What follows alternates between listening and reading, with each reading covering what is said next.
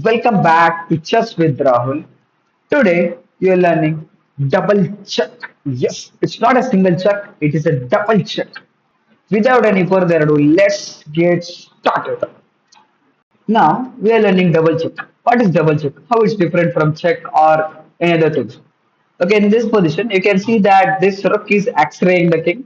We already learned this on discovered check. Discord check and Discord attack. When a piece giving you X-ray, that is an indirect attack. What is X-ray? It's an indirect attack when there is someone who is blocking the path of the attack. That is this indirect X-ray. So when I move the bishop, it's a discovered check that we learned in the discovered check class video. So when I move the bishop, it's a discovered check. Then how does a double check work? So when I move this piece, I give a check from this piece as well as this piece. So this is a double check. So double check is the most ruthless and powerful tactic in chess because it gives two checks from two pieces. And you can't block the check because there are two pieces. You can't block two pieces at once. You can't capture because there are two pieces. Again, you can't play two moves. So you have to move your king. The only option when there is a double check is moving the king. So there are other checks. When you give a normal check, you have block, escape, capture. When you give check with the knight, it's just escape and capture. When you give check with the pawn, it's again capture and escape. When there is a double check, it's only escape only. You don't have any other options. So double check is a so I will give some examples based on double check where you will understand double check clearly, why double check uses and why it's a very stronger tactic. In this position, the rook is X-raying the king. The rook is X-raying the king. So you learned what is X-ray again. So X-ray is a position where someone is attacking indirectly because one piece or a one piece or a pawn or multiple pawns are blocking it. There are different types of X-rays. It could be single X-ray, double X-ray. So when there are two pieces in the X-ray, that's a double X-ray. Now it's a single X-ray, or you can directly say it's X-ray.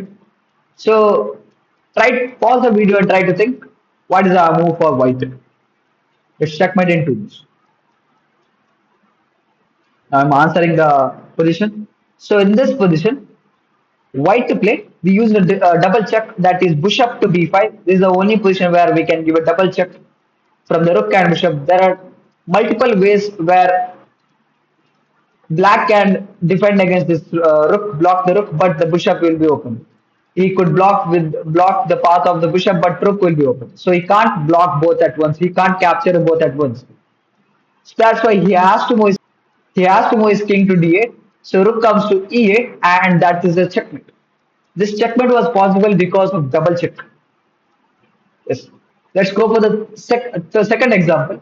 This is a position where I think you saw this on the discovered check and discovered attack class video. So where I take this, which is windmill, king goes to h8, I take here, come back, take here, come back, take here, come back, take here, come back. So something like it was something like this. Here, takes here, take here, take here, take here, here, take here, here, something like this. So are we learning discount check? No, we are not learning discount check. We are learning double check. Why this is possible then? If this is only possible, why do you need to learn this double check then? Okay. Rook takes on g7, king goes to h8. If you takes on f7, now this doesn't work. Why? Because so black has a knight to e5 blocking the path of the bishop. Now there is no rook. The king is not under check. He doesn't need to come to g7, g8. So and then the rook can't go to g7 again. King can just take it. Now takes, and the attack is completely vanished. So we are learning this double check. So after king going to h8, we move our rook to g8, giving a double check from the rook and the bishop. The king has to take because only move when there's a double check, there is only one option that is escape, moving the king. The rook will come to g1, giving a check to the king on g8.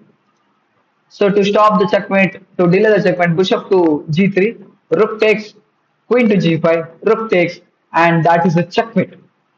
That is a checkmate. The king can't move anywhere. This was possible because of double check. So how powerful is a double check? I was able to sacrifice my rook and checkmate my opponent easily. I hope you learned double check with this video and with these examples. It's very small video and very short topic as well. You just double check and you just simply win games and win pieces and you can checkmate your opponents as well. So that's it for this video. I will see you in the next video.